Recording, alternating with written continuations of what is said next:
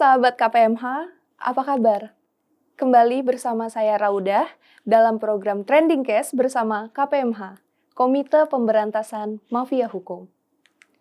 Kembali terjadi lagi di jalanan raya, ada pengemudi arogan dan agresif hingga mengarah ke serangan fisik dan verbal yang ditunjukkan pengemudi kepada pengguna jalan lainnya.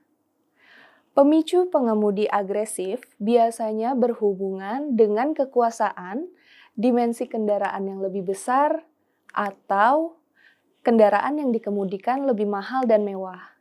Sedangkan penyebabnya adalah kesadaran aturan hukum dan tata tertib berlalu lintas di jalanan yang lemah, kesadaran berbagi yang lemah, dan penegakan hukum pasca kejadian yang kurang tegas. Beberapa waktu kemarin, kembali terjadi kasus arogansi di jalanan yang dilakukan seorang pemuda mobil Fortuner yang menabrakkan mobilnya ke pengendara Brio, lalu mengancam dengan senjata airsoft gun, bahkan pedang samurai. Sangatlah jelas, dari perilaku yang dilakukan pemuda tersebut adalah pelanggaran hukum yang membahayakan, bahkan mengancam pengemudi lain. Bagusnya, pengemudi yang mendapatkan ancaman tersebut langsung melapor polisi dan akhirnya Polres Metro Jakarta Selatan menetapkan sopir Fortuner berinisial GR sebagai tersangka usai ulah arogannya mengamuk hingga merusak mobil Honda Brio di Jalan Senopati, Jakarta Selatan pada Minggu 12 Februari 2023 dini hari kemarin. Dan akhirnya ia ditetapkan sebagai tersangka oleh Polres Jakarta Selatan. Dalam jumpa pers di Mapolres Jakarta Selatan, polisi menampilkan tersangka Giorgio Ramadan dan kedua tangan pemuda 24 tahun itu tampak diborgol.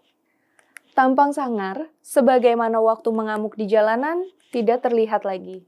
Giorgio lebih banyak menunduk, namun kemudian ia pun menyampaikan permintaan maaf kepada korban pengemudi Honda Brio.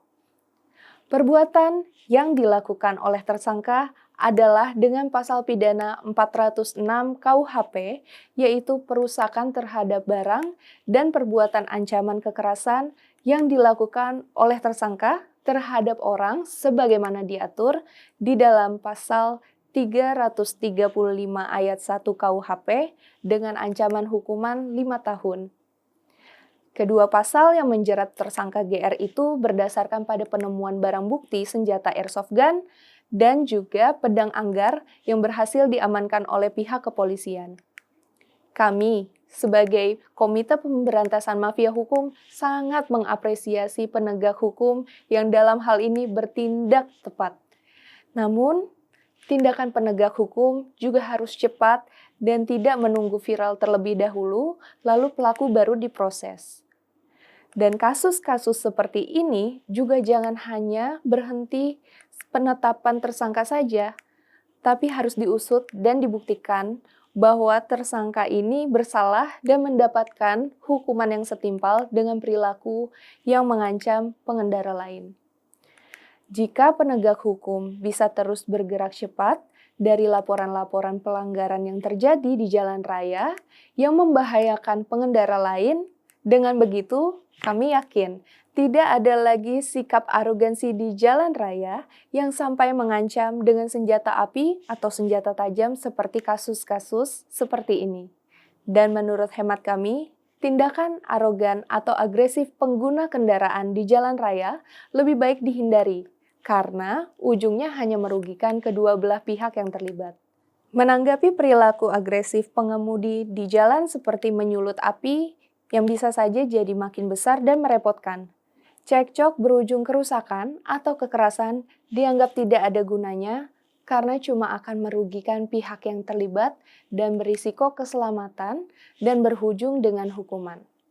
Kami, Komite Pemberantasan Mafia Hukum, akan selalu mengawal semua pelanggaran-pelanggaran dan akan siap membantu korban-korban mafia hukum dalam bentuk apapun. Dan untuk sahabat semua yang memiliki masalah terkait hukum, kalian bisa menghubungi kami di nomor pengaduan KPMH 08122 3456 180. Terima kasih, sampai berjumpa di Trending Case bersama KPMH selanjutnya. Salam KPMH.